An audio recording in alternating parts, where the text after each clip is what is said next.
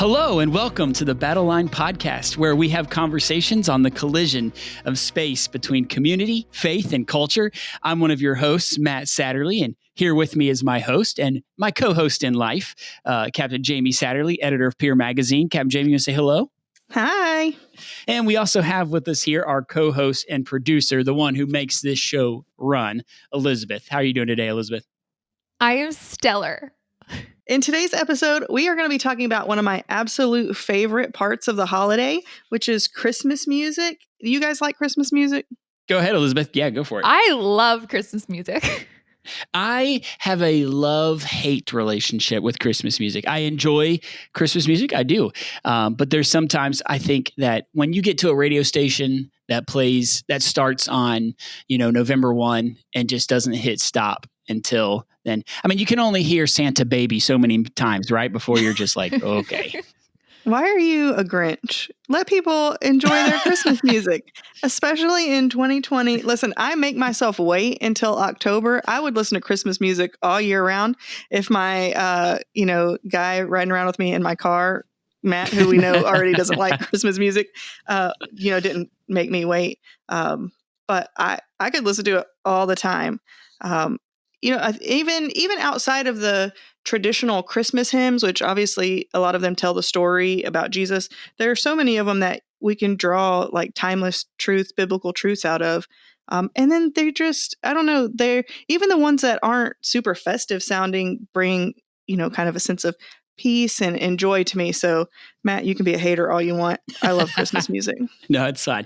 Well, let's start this show off like we did. If you're listening now, last episode we talked about our favorite Christmas movie. What was the best and the worst, in our opinion, Christmas movie? Let's do the same thing about Christmas song. Now, it can be anything, Elizabeth and Jamie. It can be Christmas hymn, Christmas carol, Christmas song, traditional Christmas song, pop song, song from movies, whatever. Let's just go around. Let's go first. What is your favorite Christmas song? Elizabeth, why don't you start us off? Gee whiz. This is so tough. I love Christmas music. But I'm gonna just go for a total bop on this one. Okay. We'll go classic Merry Christmas, Happy Holidays in sync. Okay. Nice. That's a great pick. I looked it up. Pick. Actually, I think out of all the pop songs, that is number 2, I think, and according to my official Google search, number 2 of the best pop Christmas songs. Number 1, of course, is going to be Mariah Carey's All I Want for Christmas Is You. But yeah, that In Sync, that is a banger for sure. It is. It gets you grooving. I don't know how you can sit still. Yeah. Elizabeth, Happy were you holidays? Were you team NSYNC, team Backstreet Boys, team 98 Degrees? I was team born in 1996, so I was after those were really popular. I think I was team Aaron Carter, which was associated with the Backstreet Boys. Okay, so that's a hang on. We're gonna put you down for BSB then. Yeah. I know the songs. I love their jams, but I was in neither team. All right, Matt, I know you didn't care to listen to any of them, but I also know that you have a little sister who made you listen to them.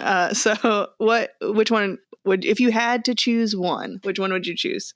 I can't, NSYNC, definitely. Because I think that in some ways, Justin Timberlake and I are twins, brothers. Listen, Elizabeth, you may not know this. You just met Captain Matt in person today, actually. But when we were teenagers, Captain Matt looked like Justin Timberlake. He had the blonde, curly, Romanesque hair, the tan. I like how you changed Romanesque to ramen-esque, like the noodles.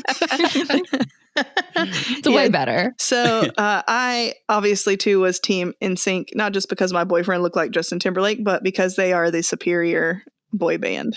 Man, I used to go to the CVS and buy that Sun-In with lime, and you spray that in your hair in the Texas heat.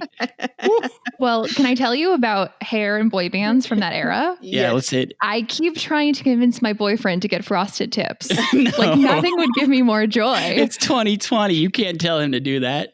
I do. It's never too late. Also, so Backstreet Boy call out to today is still relevant as AJ was on Dancing with the Stars. So we got to see that. And I loved it when they did the LED screen and they had the Backstreet Boys there with them. I thought it was great. It made me feel like, my little teenage heart was happy again. All right. Well, that's a great pick. That's a great pick. Thank you. For those of you who are in the Generation Z and you have no idea what NSYNC is and no idea what that song is, you need to Google it. YouTube it. It'll be there. Hit it up on Apple Music. It's a great one. Great. That, Elizabeth, you win a round of applause. That's a great pick. Thank you. Thank you. Jamie, what's your favorite Christmas song? So I'm gonna go. I also know that you are the connoisseur, if you will, of, let me give it the chef's kiss of Christmas music, because you like, people are able to determine like a cheese or wine, and not that we're no wine here, definitely not, but you are able to hear a Christmas song and you are a connoisseur of it. So go ahead, give us your. Yeah. So there are many, many, many Christmas songs I love. I could probably, if you gave me a different genre, I could probably pick one from every genre. But growing up in the church, one of my favorites has always been "Hark the Herald Angels Sing." I don't know what it is about that song. I just really love it. And contrary, if you listened last week, Cat Matt hates Charlie Brown Christmas, but the Charlie Brown Christmas version of "Hark the Herald Angels Sing" with all the little children singing is it's beautiful. That's a good one. It is a good one. That, and what she's not telling you, Elizabeth, is our child used to sing "Hark the Herald Angels Sing," and she would mess up the lyrics. Oh, that is so sweet. She would say it with a bad lisp or whatever. It was amazing. So she would say, yes. So she had this perfectly round baby head and these blonde curls. So she just looked like a little cherub, and she would sing at the top of her lungs, but the poor thing could never get the lyrics right. And like half the time the words she was saying weren't even actual words, but she was so sincere. And so it has a special place in my heart. They're just sassy, so I have to remember those days fondly. For my favorite Christmas song, I'm going to go with the haunting melody that is "O Come, Emmanuel." Oh, that's a good one. It is very dark for a Christmas song. Not dark because it's like evil, wicked song or whatever. It's just, it has a very haunted melody. So "O Come, Emmanuel," I like it because it talks about how when we were in darkness, the light has come. We have been ransomed. We've been rescued. So I think I'm going to go with the lyrics on that one and just the tune to "O Come, Emmanuel." So let's flip the script on that and go to least favorite. This should generate some discussion, I'm sure. So least favorite Christmas song. Jamie, why don't we start with you? Yeah, it's going to be a big old Santa Baby for me. Yeah, there it is. I was wondering how long it would take. I mean, I don't even know where to start on good old Santa Baby. It's a classic. There are people that love it. Eartha Kitt, super talented. She is fantastic. But this song, "I've been good, so bring me all of these things, sir." And then just the way she talks to him, like she called, "honey, baby," like I'm trying to charm you. I don't know. You don't want to get me on the soapbox. I just feel like there's more to people than just, it's furthering that whole objectification thing for me. And I don't know, something about "I'm a female, so shower me with gifts" is just. I'm glad you mentioned it, Captain Jamie. I read a quote on this the other day because and we'll talk about the song "Baby It's Cold Outside" here at the end. But I read this quote of saying it's not the Christmas carol that has changed over the years, the Christmas song. It's that these songs that were written, 50, 60 years ago, it's that we as a culture have changed. And because we've changed as a culture, now when you hear "Santa Baby" and "Baby It's Cold Outside," there is a little bit of cringe to that. You're like, oh, which was perfectly acceptable 60 years ago. But now, because times have changed, we just feel awkward about it. You're right. And I'm just like, why the decorations got to come from Tiffany? Why can't they come from Target? Save your money. It's hard to rhyme Hobby Lobby. So. If Hobby Lobby, you're out there and you want to be advertisers on the podcast. How about you, Elizabeth? Least favorite? I'm here to take down Mariah Carey with "All I Want for Christmas Is You." Elizabeth, yes. my pick. This is a twofer because my pick for least favorite was "All I Want for Christmas Is You" by Mariah Carey. All right, Elizabeth, we're just going to take turns just ragging on it, okay? If you're not a fan out there, if you love that song, again, you have complaint emails, send them to tim.foley@usn.salvationarmy.org. Go ahead, you go first. I find it quite annoying when she sings it. Just the tone of her voice? Well, maybe it's just I've heard it so many times. I worked at a store. I was in too many dance recitals, and I'm just over it. I will say there are other versions which I say, okay, this is kind of a bop, but I would never seek it out. I level my first charge at you. All I Want for Christmas Is You is that it is overplayed. It is overplayed. Mm-hmm. Like Oceans in Praise and Worship in 2015 or whatever it was. It is overplayed. You walk into a bank, All I Want for Christmas Is You. You walk into Hobby Lobby. No, that's not right. You walk into Michael's. All I Want for Christmas Is You. So yes, I get what you're saying. I mean, you walk into the hospital for heart surgery and they're going to play All I Want for Christmas Is You. Overplayed. Did you watch the music video from 1994? Did you go back and look at it, YouTube it, Elizabeth? I'm flabbergasted to learn the song's older than me. Yes, it is. It came out in 1994, I believe. I'm so sorry you've been hearing it for like 30 years. This song is bringing her some royalties till the end of time. For sure. Like this is her number. Like she is surviving financially off of this one song. I mean, it's amazing. If you watch the music video from 1994, this is your assignment out there, boys and girls. Assignment 1994 music video. And then watch, she remade the video in 2019. There is a big difference between the Mariah Carey in 1994 Dancing in the Snow with Santa Claus to storefront Mariah Carey in 2019. It's just check out those things. It's crazy. Anything else, Elizabeth, that you have about that song that you just... I just find it very annoying. It's the kind of song someone would make as their ringtone, and I would leave the room immediately. I just want nothing to do with it. It is Generation Z's, those born between 96, which Elizabeth, and 2010, that it is the number one song among Generation Z.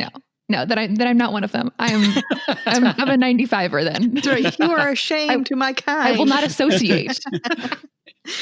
You're going to say something, Captain. I will say, so I like the song. Okay. I don't love it, but I can tolerate it. Mostly, I will say that I do have it on my phone, on my, my Apple list because, not because I love it so much, but because I love to torture Matt so much.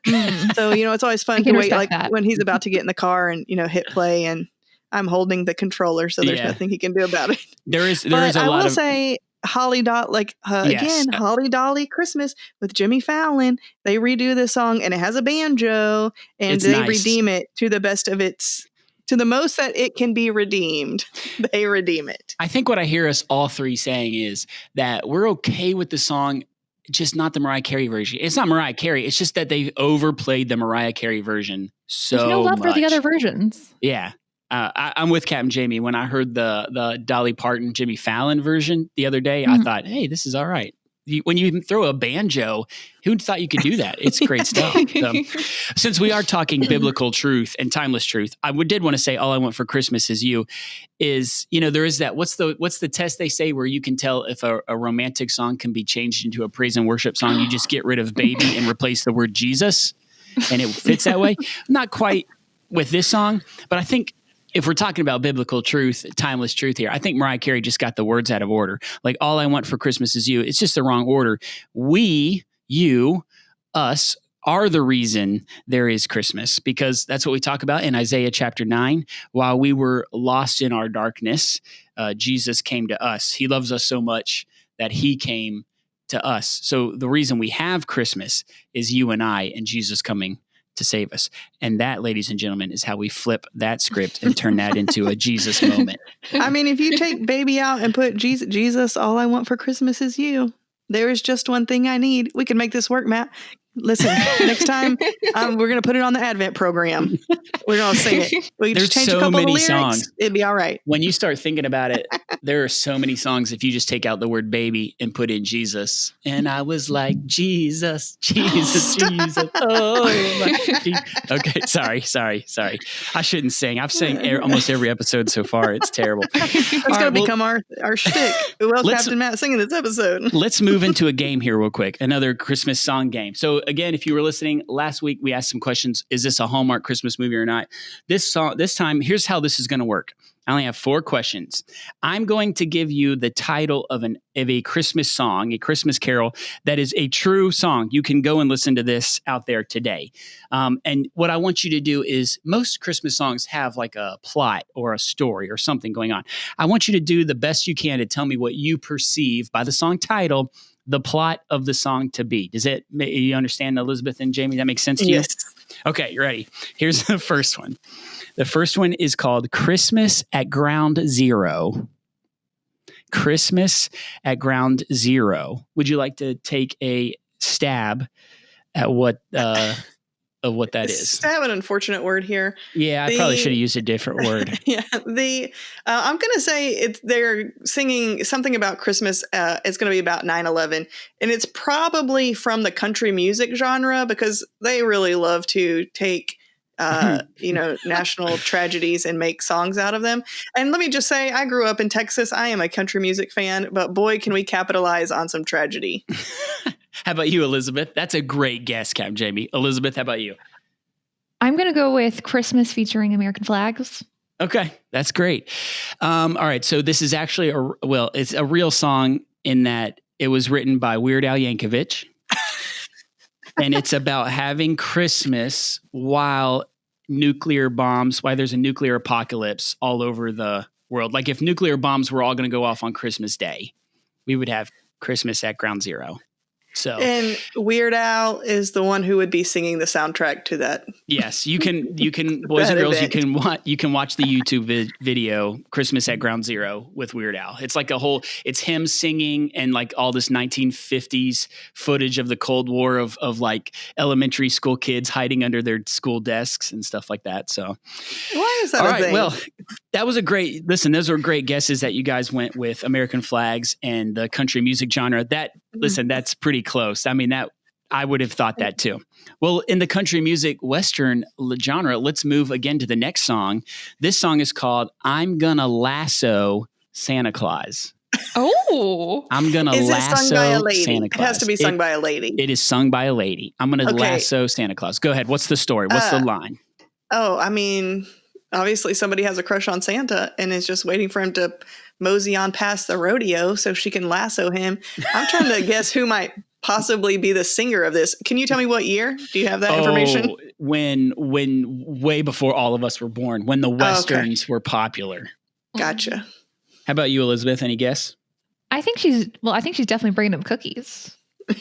I think she definitely has some eggnog available. I'm Gonna Lasso Santa Claus was written probably middle of last century.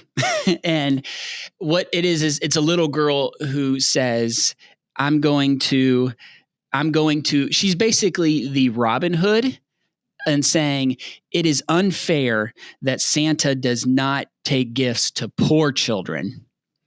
So she's Santa going doesn't take gifts to poor children? No, she's going to lasso. Why do we love this man? She's going to lasso Santa Claus and go Robin Hood on him and force him. She's going to take from the rich and give to the poor, basically. Wow. I did not see that coming. Well, and it does have the line in the song, I'm going to pop, pop, pop Santa with my water pistol. Bang, bang. I was like, whoa. Whoa, that went dark. I was just about to say she sounds cute, but no. Who sings it, Matt? I think it's Brenda Lee, and she sings that. Oh, yeah. She sings Rocking Around the Christmas Tree. Yeah, like that. So you can Google that one too, YouTube that one. I'm going to lasso Santa Claus. I'm definitely going to YouTube that later. All right. Next one. Bring a torch, Jeanette Isabella. Bring a torch, Jeanette Isabella. Okay. So I only know this song because when I used to have to play the piano at the church for my parents growing up, it was in the big book of Christmas hymns. And I was always like, what? Who's Jeanette and Isabella, and why are they bringing a torch? Bring a torch, Jeanette Isabella. What do you think it's about? I have no idea.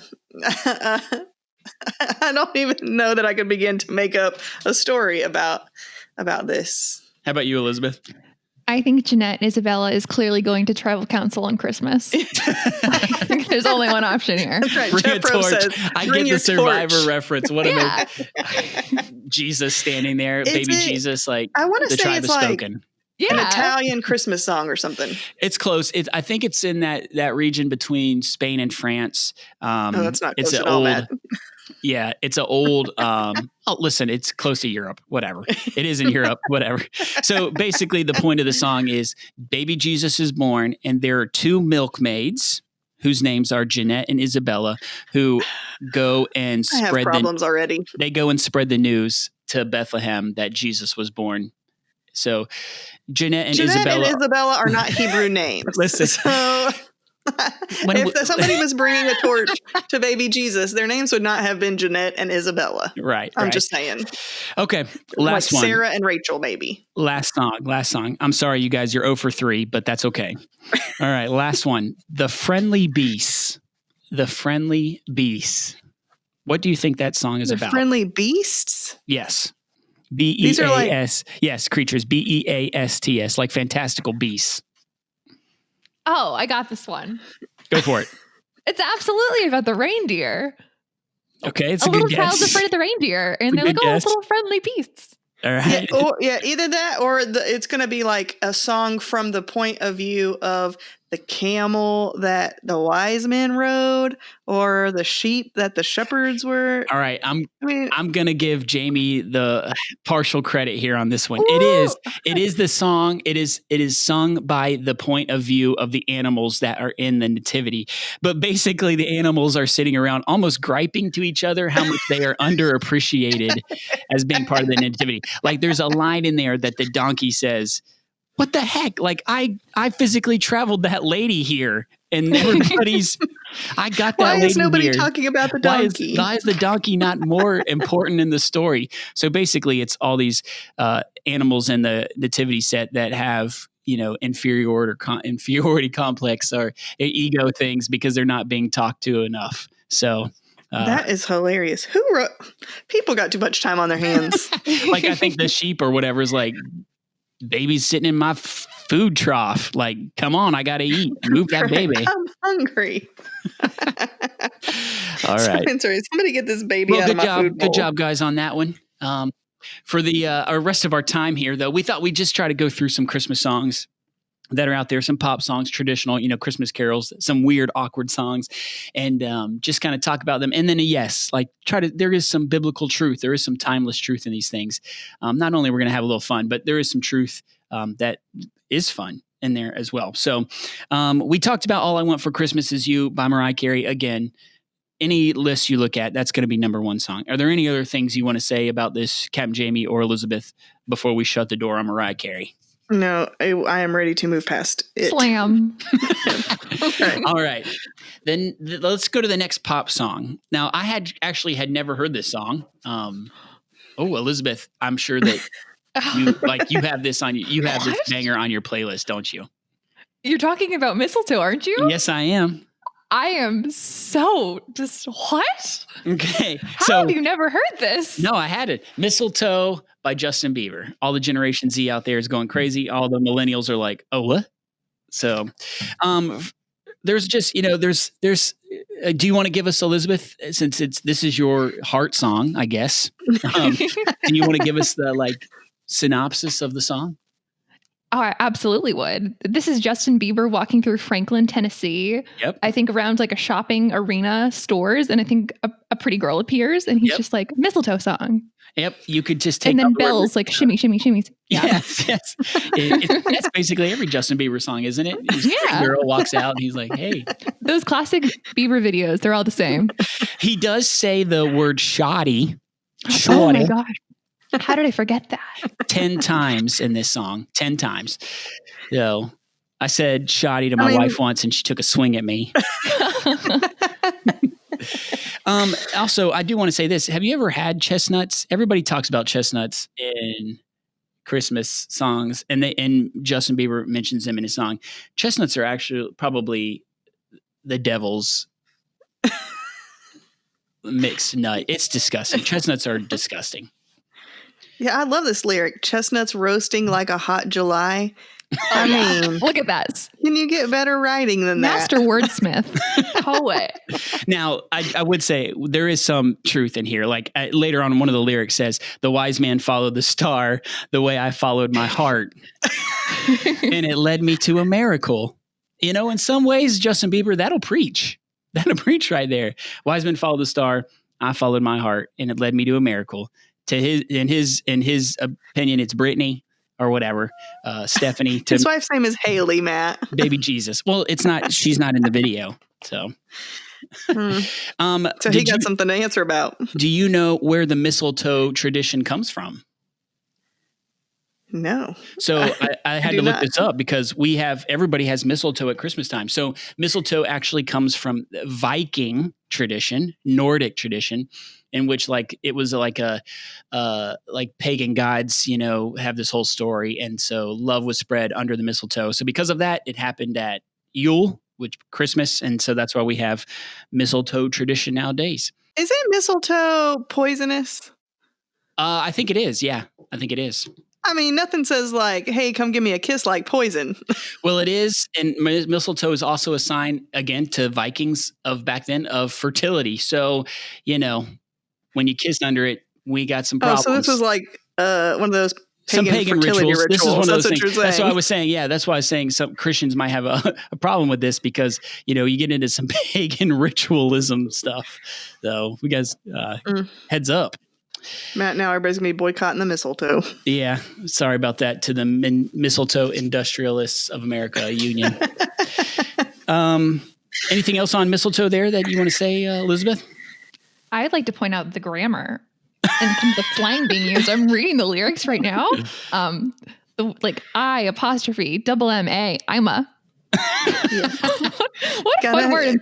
That's right. You got to hit that cadence. Do people text like that? I don't know. Imagine using that in a school essay. I don't know. Yeah, we'll see how that goes. I guess I'm going to be under the mistletoe doesn't fit in the I'm going to be under the mistletoe. Where other places marry you, IMB? I don't know. Yeah. Also, is this man just hanging out under mistletoe in hopes that she walks by? And if she does, then he's just going to kiss her, even though they don't know each other? Did you watch the music video, Captain Jamie? I did not. Captain Jamie. Oh my gosh. Justin Bieber. No, he, you don't want that in your internet browser history? Is that what you're trying to say?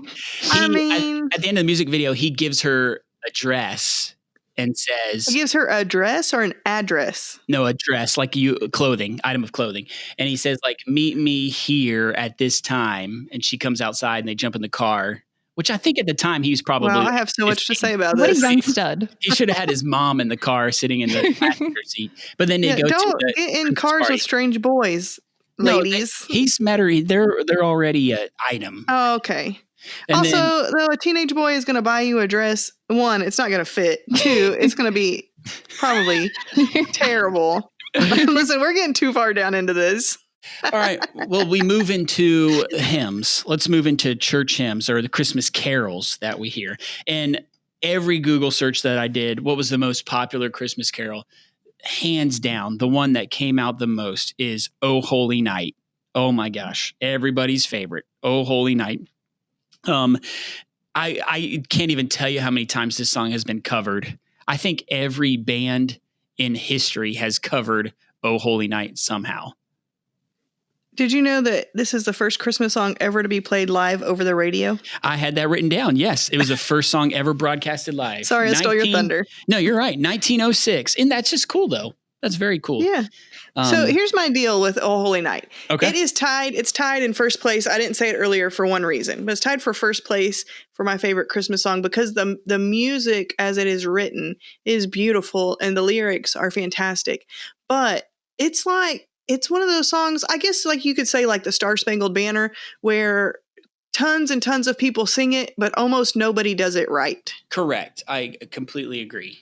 So it's so hard to find a great version of the song. They're not terrible, but it's just not, I don't know. It's such a beautiful thing and just nobody can quite get to get to what it deserves. It's a song that people use to test their vocal range, right? Like Yeah. they want to put all the, runs and all these things into it when,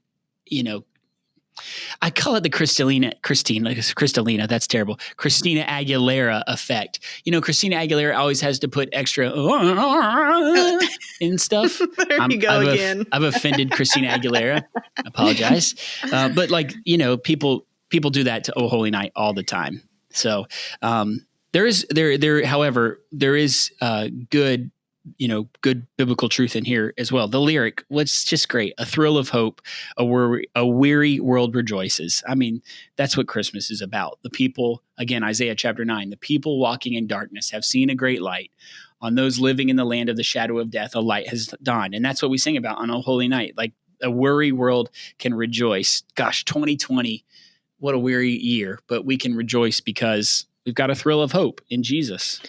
Yeah, I mean, the last verse really points to, I feel like it's just all the more timely, as it says, truly he taught us to love one another. His law is love, his gospel is peace. Chains shall he break. It talks about all oppression ceasing in his name. I mean, man, when we look at the turmoil, even outside of the pandemic with just the racial injustice, with, just all these tragedies that are happening all around us, what is that we need? The love and the peace that can come only from Jesus. But there's an internal aspect to that, right? Like if our hearts aren't right and we don't have love and peace and are in that place, how are we ever going to offer it to a world if we don't have it within ourselves? So it's challenging to me to make sure that my heart is in the right place so that I can act as an agent of love and to peace in this world that so desperately needs it. Yeah. Speaking of the theme of night, let's move to the second best Christmas carol, the most beloved Christmas carol, and that's the song Silent Night. Silent Night, Holy Night.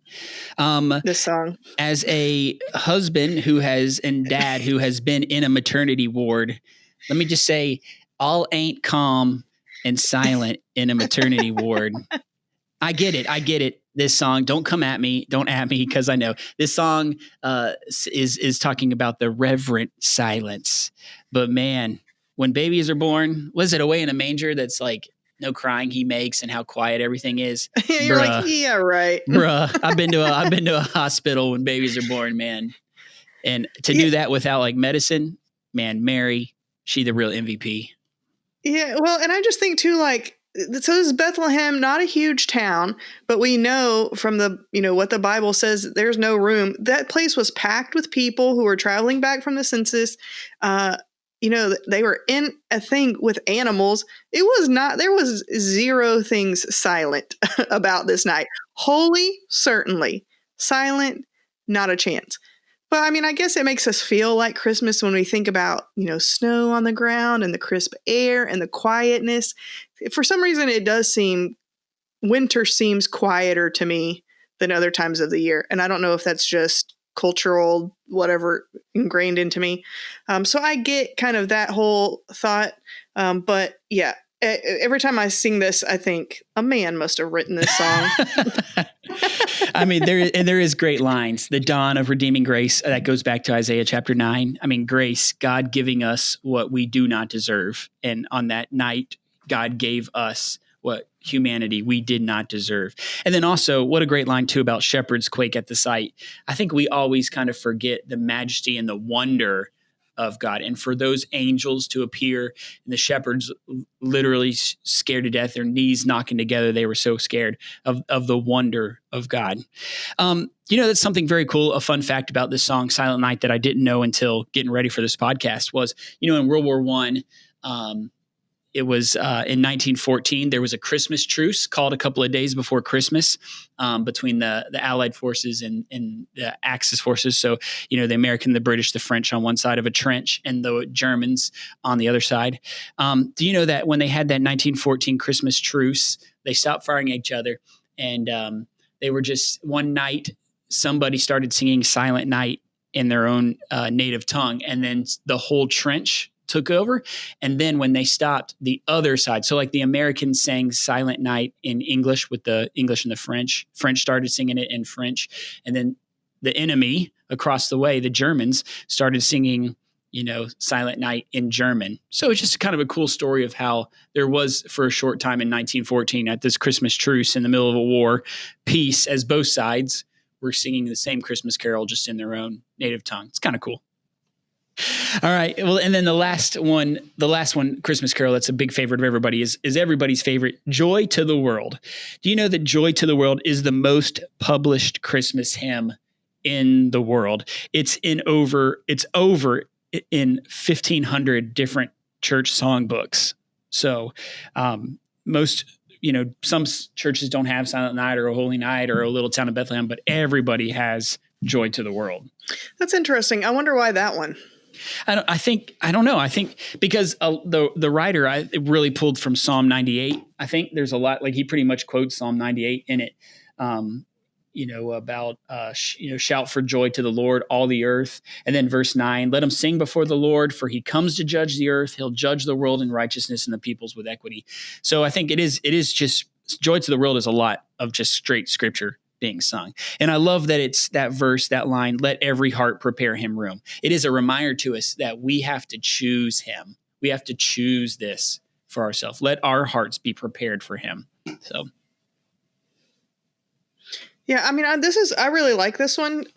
It's not at the top of my favorite, but I always love singing it in church because I always think like the band does a good job, especially, growing up in the Salvation Army where they're brass bands and stuff. It's great to hear the brass band play, and it's just a fun one to sing. Okay. Well, we've done the pop songs. We've done some movie songs. We've done some traditional. We've done some Christmas carols. Let's move into the songs now that are a little awkward, if you will. Clumsy. Songs that are hard to hear and not be like, huh? So the first one is this line. I don't know if you've ever heard of this, and I don't think too many of our listeners will have ever heard this song, but there's a song out there that's called Where's the Line to See Jesus? Elizabeth, Jamie, were you aware of this song's existence up until right now? I have heard of it, yes.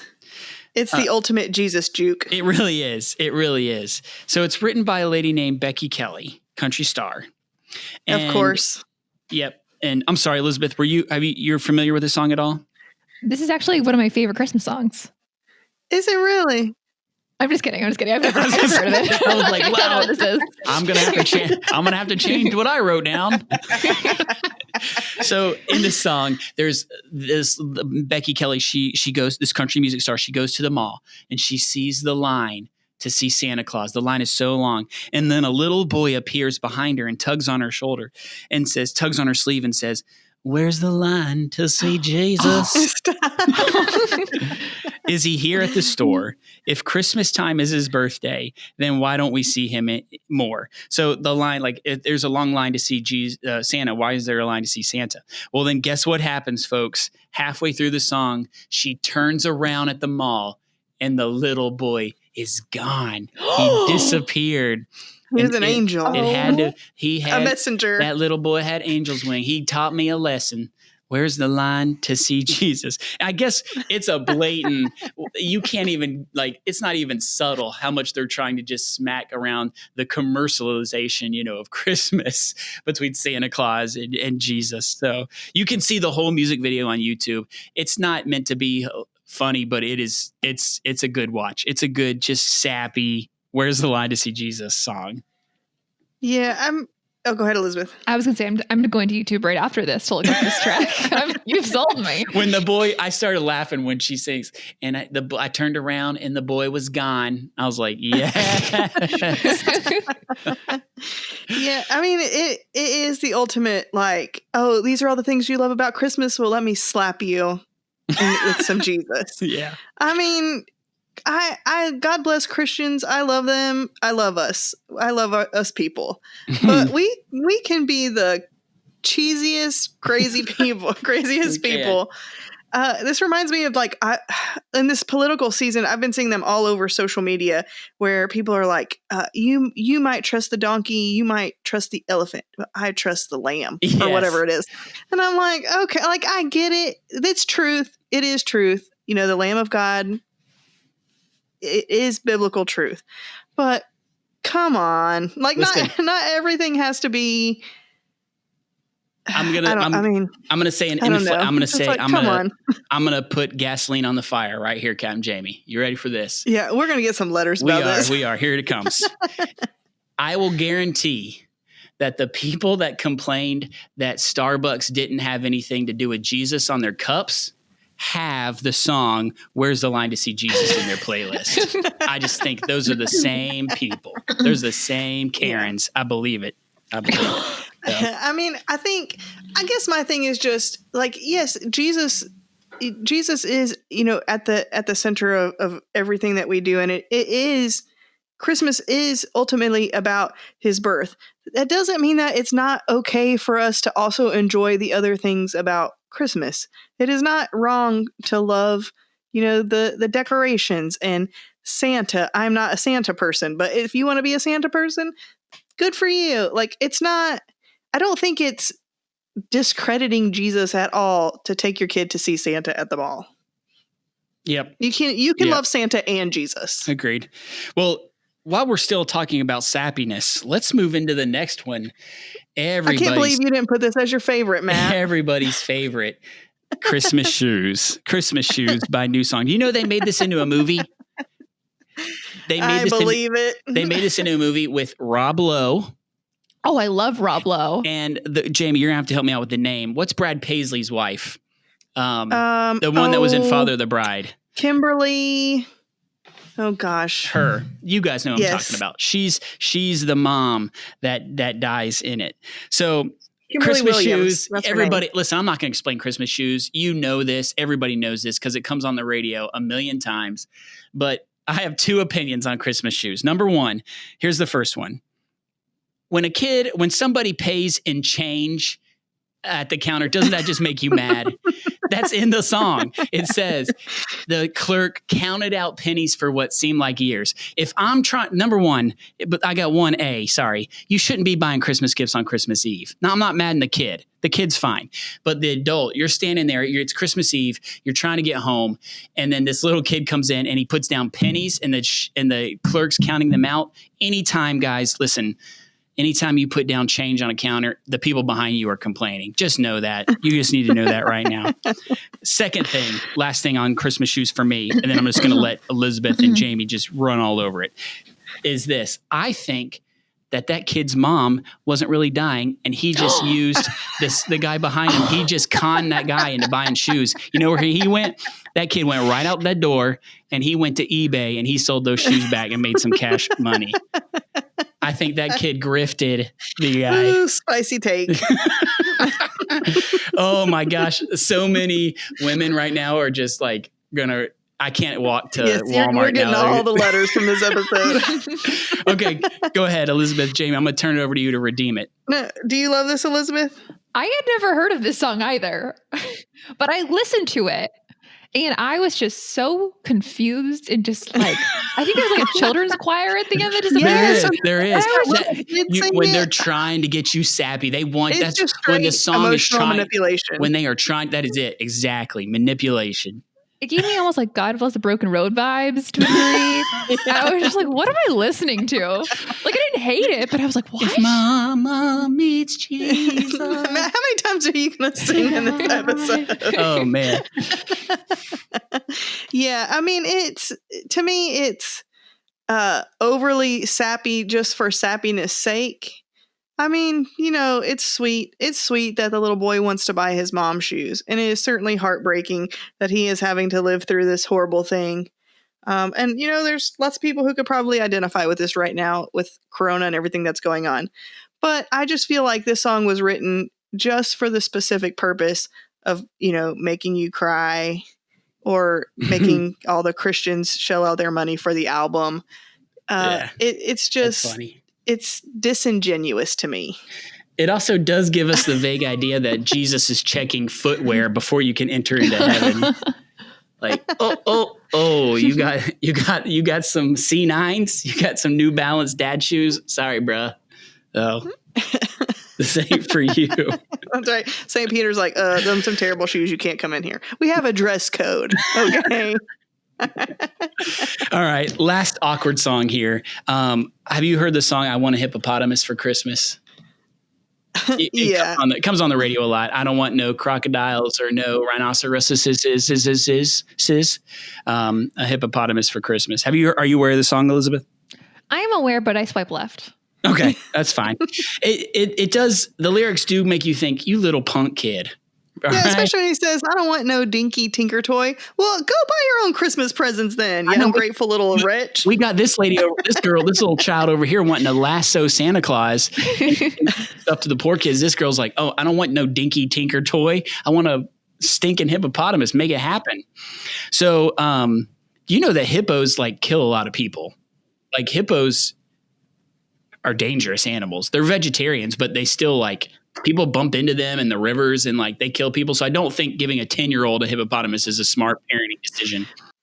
Also, I do think that's the most like the biggest flex line in the whole thing is when he says, Mom says the hippo would eat me, but my teacher says that hippo is a vegetarian. Like he's just saying to his mom, Mom, are you the stupidest? My teacher says a hippo is a vegetarian. So the little girl that sings this name's Gayla. She is from Oklahoma City. And when they did this, the Oklahoma City Zoo did a campaign that they would buy Gayla a hippopotamus for Christmas. They were going to do it. No, they didn't. Yes, they did. But they said, we will give it to you, but Gayla, you have to donate it back to the zoo. So it happened. Gayla's like, forget you. I ain't giving my hippopotamus back to the zoo. It worked. They raised the money. The zoo used it as a fundraising campaign, which is really the smartest flex ever. Like they just used a fundraising campaign to raise the money to buy a 2-year-old hippopotamus. They gave it to Gayla on Christmas Day. She took a couple pictures with it, and then she donated it back to the Oklahoma City Zoo. So the zoo. I mean, good for them for seizing upon a marketing opportunity. For sure. All right. Well, let's move into just 2 little practical things here as we get ready to close up shop. The first one is, Elizabeth, are you aware of the phrase and game Whamageddon? I have no clue what this is. Oh, okay. This is one of my favorite Christmas traditions. Yeah. So, are you aware of the song "Last Christmas" by the musical group Wham? I absolutely know that song. Okay. Everybody, I'm not going to sing because Jamie told me to stop singing. But last Christmas, I gave you my heart. The very next day, you gave it away. Right. Everybody knows that song. So there's this game called Whamageddon. In fact, they have its own website. You can go there, Whamageddon.com. And basically, Captain Jamie, do you want to just give everybody the very quick synopsis? Yes. So there's 4 rules. The whole point is to go as long as possible without hearing Wham's Last Christmas. So it starts on December 1st and it ends at midnight on December 24th. And so you're supposed to try to go the whole time without hearing it. Only the original cover counts. If you hear Dolly a remix version. Or cover, or somebody covers it, that Mariah doesn't Carey's count. Version. And then if you're if as soon as you recognize the song, so if it's playing and you don't notice, obviously it doesn't count because you didn't notice, but as soon as you realize it's Wham's Last Christmas, you get sent to Wham Holla. And you are supposed to post on social media hashtag Whamageddon when you get hit. Social media, you got hit. Yeah, so that's the whole game is you're trying to go the entire Christmas season without hearing the song. You can you can sabotage people. They say don't sabotage people and what do they call it, rickrolling them when you send them one thing and it sends them to another. So you can sabotage somebody, but you're not really supposed to. But that's the whole challenge, is to make it through the entire season. And I guess because Wham's Last Christmas is sort of like Mariah Carey's All I Want for Christmas Is You, where it's on every playlist pretty much. So it's kind of it's like a ninja game at Christmas. Can I make it through the whole season without going to Wham Holla? All right. Well, that's Whamageddon. So that will begin, everybody. That's your other take home assignment, is to try to play Whamageddon this year and just see how long you get before you get.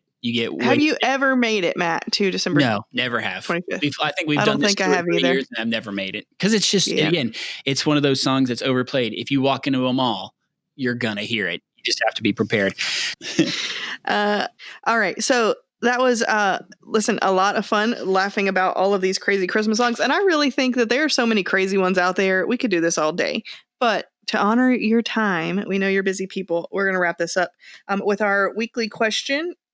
And that is, what is giving you joy in this crazy, crazy world? What is giving you joy? Matt, you want to go first? Yeah, I'm just going to say it's been a spectacular year for me for college football. College football is a huge hobby of mine. I enjoy it. And I know the coronavirus has been going on. I know that there are a lot of people who have said we shouldn't be doing this, but I just think it is a welcome distraction for a lot of us. And despite the fact that my Florida Gators are doing okay, they're doing all right this year. I just think college football is where I'm just, that's my pick. It's a good watch on Saturday right now. Yeah, I guess a welcome distraction, maybe a little bit. It's a little bit of a sense of normalcy in an otherwise completely abnormal year. Agreed. How about you, Captain Jamie? What's giving you joy? So for me, it is season 4 of The Crown, which just released on Netflix. Do you watch The Crown, Elizabeth? I do not. Yeah, so it's I guess we started watching it pretty much at the very beginning when they first started with season 1. It is kind of frustrating because they only come out, what is it, Matt? Almost every 2 years, just about. Something like that. When they release them, something like that, maybe a little bit of a quicker time frame sometimes. But with this season, we're starting to get into things that happened, especially towards the later half of the season, where things that I was alive for or events that I can remember. And so it's interesting to watch it play out. All up until this point, everything happened before I was born. So it's only stuff you hear about. But especially towards the later part of the season, it's stuff that, like, events that I can remember. And so it's interesting to kind of see it. And the weird thing is, so the season kind of focuses a little bit on Prince Charles and Prince Diana. And so even though we know how that story ended up, I do find myself wishing and hoping that he would just, not be such a punk. Come on, it could have a happy ending. It could. It's not. It won't. We all know it won't. But I still find myself wishing that it had been better for them. But such is life, I guess. It is a good show. It is worth it. Yes. How about you, Elizabeth? I'm going to go with candy. All right. I'm thinking of what I want for dinner, and it just became so clear to me that candy was what I desire. What is your go-to candy? That's my hold up, because I love candy. I think the nice chewy, pure sugar ones that are different colors that come in different shapes, just as a whole subgenre of candy. Really, if somebody offers you a fruity candy or a chocolate candy, which one are you going to take first? I struggle to consider chocolate candy because chocolate is chocolate. Yeah. So you're right. It's fair. We could do a whole podcast episode. That's right. It's its own. Listen, I got opinions about chocolate. You're right. We bought just a couple of days ago. We bought a bag of Christmas M&Ms, and they lasted 4.5 minutes. Yeah, they said no chance with me. Mm-hmm. I blame the kids. All right. Well, now that we've had a lot of fun and I've probably offended half of America, that's going to end this episode of the Battle Line Podcast. Be sure to subscribe to the Battle Line wherever you listen to podcasts. And don't forget to go to the Peer website, peermag.org, or follow Peer on Facebook, Instagram, and Twitter at peer.magazine. Until next time, this has been the Battle Line Podcast. Bye. Bye.